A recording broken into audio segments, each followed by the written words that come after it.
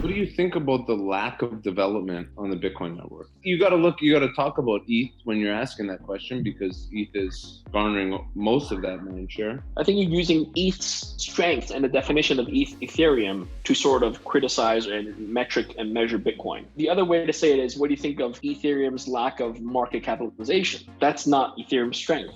The way I look at it is there's so much time and attention and focus on building on Ethereum. It's taken away from a lot of the potential strides Bitcoin as a network can make. With Bitcoin and Bitcoin developers, they're trying to build the best, hardest, most secure value exchange, similar to a kind of gold 2.0, and it's a very narrow focus what they're trying to do. Whereas Ethereum is just like this big pile of disorganized shit with a bunch of morons, don't know what the fuck the real world is about, building as much crap as they can.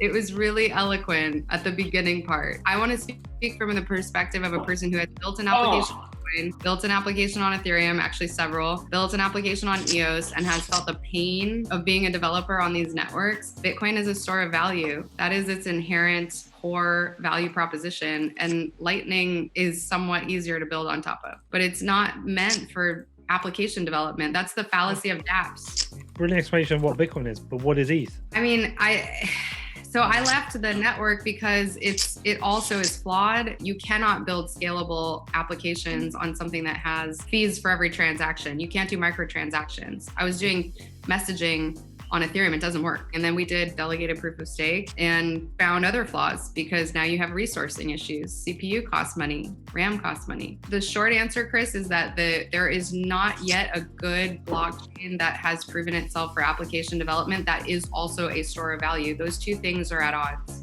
Well said, Chris. So I agree with you 100%. So Chris, I think your question is malformed, because Bitcoin is a certain kind of animal, and it's not meant to be this other animal that Ethereum is.